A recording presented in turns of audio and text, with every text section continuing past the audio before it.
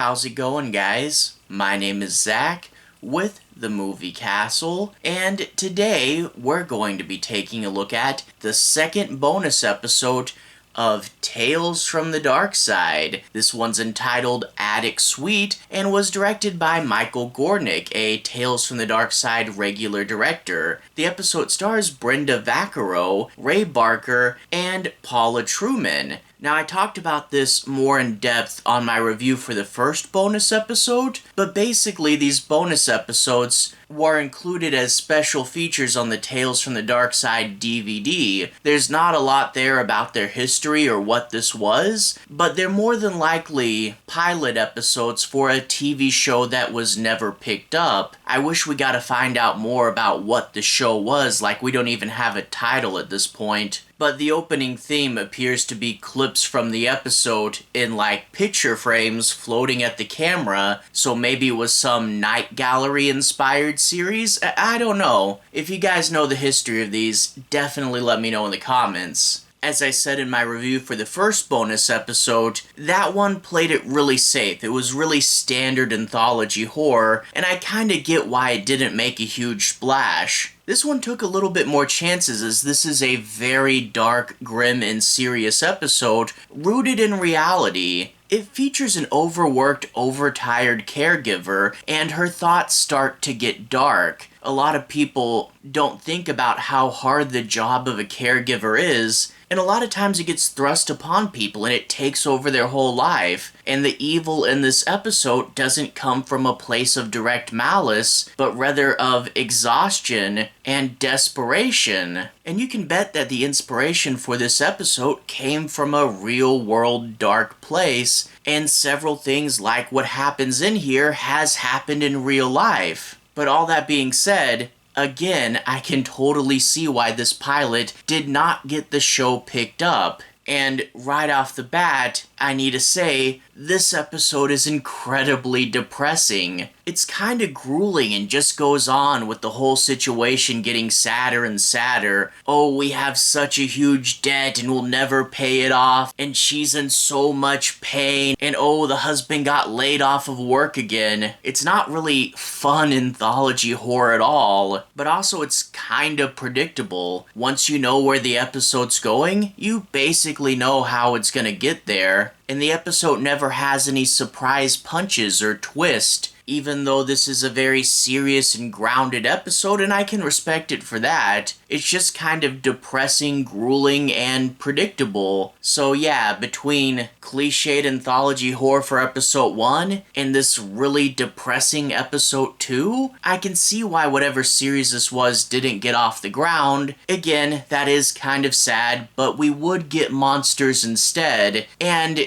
granted what we've seen from this series, I can bet that Monsters was definitely the better call. But anyway, without further ado, I do want to talk a bit about the episode itself. I'm not going to do any major spoilers, so I'll be avoiding the end bits, but I do want to break down and analyze a few plot points and say my piece on them, so without further ado, let's take a bit of a deeper dive. We open up with a guy returning from work. He parks in front of his house and goes inside. And right off the bat, I want to say, wow, Darkside is going outside? That's actually kind of a rarity. The show's mainly sets, and to actually go out into the real world is definitely a plus and adds to the realism. And we will get a little bit more that actually takes place outside. Not a whole lot, but a good step. Well, the guy gets in his house and starts talking to his wife. His wife's sitting there looking distraught and doesn't get up to go meet him or anything. And you kind of get the impression of this household being strained and in a dark place really quickly just with the visuals. And he has some line like, "Today I found out there's a right and a wrong way to stack a tire," and that really naturally transitions us into the information that this guy's struggling with work. Through the dialogue, we find out that he'll get a job for like a week or so and then he'll get laid off and he's just kind of bouncing from temporary position to temporary position, and apparently there's no good work in this whole city. And now they're struggling to pay bills and make ends meet. The wife has her own set of unique struggles. Her mother's sister, Aunt Ruth, is staying in the titular attic suite, and she has to spend all her time taking care of her. She's been put on this strict meal regimen,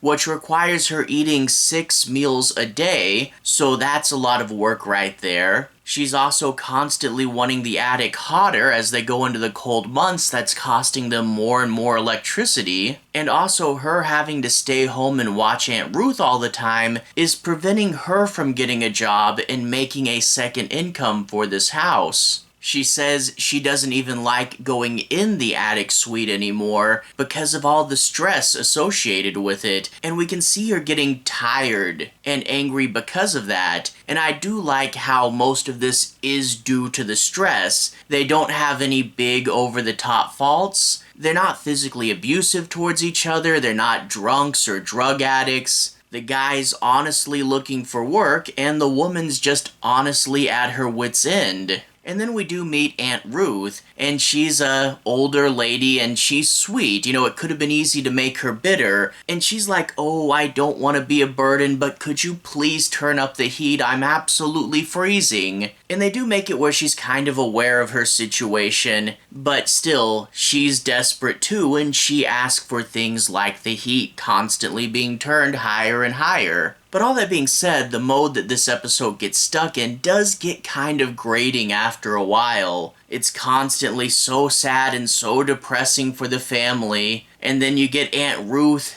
going, oh, am I a burden? I'm so sorry. And she's played a little bit too over the top. And I never really got that proper sympathy for her. I mean, I feel sad for her situation, but I didn't really get hugely invested in this episode. And it just really felt like it kept going on and on. But then we get to the moment that sort of forces the whole thing to its crisis, when the wife sees an ad for insurance and remembers that she's the beneficiary in Aunt Ruth's life insurance policy, and then from there we basically know where we're going. I will say the ending bit is more of a sequence than I thought it would be, but this episode is missing that classic Darkside punch. Again, I won't spoil it, but I will say what doesn't happen. Aunt Ruth's not a vampire, she's not a zombie, there's no ghost shenanigans. And maybe if this episode had a supernatural flair to it, maybe that would have made it pop. But when we do get to the ultimate twist, I get where they were going for. It was grounded like the rest of the episode, but it honestly just kind of got a groan out of me. Like, I knew something like this was coming, but the way everything timed up, it was just a little bit cliched and underwhelming. So overall, while I do like that this episode is dark and real and serious, it's also very depressing, not super surprising, and the plot doesn't really have any punches or any flair to it. So yeah, I can see with both these two episodes why this series didn't get picked up. And if they had a stronger foot to put forward, maybe it would have been. But again, we did get monsters after this, so I can't really be too upset. That show was fun, and I did go through and watch and review every episode of it, if you guys are curious. But all that being said, to everyone who's watched so far, thank you for watching. To everyone who's liked and subscribed, thank you. You really are helping the channel out. I'll leave a relevant playlist on the bottom. This should be my Tales from the Darkside playlist. If you guys want to see me review other episodes of the show, feel free to click right there and see more, including my review for the first bonus episode. Anyway, have a good day. I'll see you guys again very, very soon. Playlist here.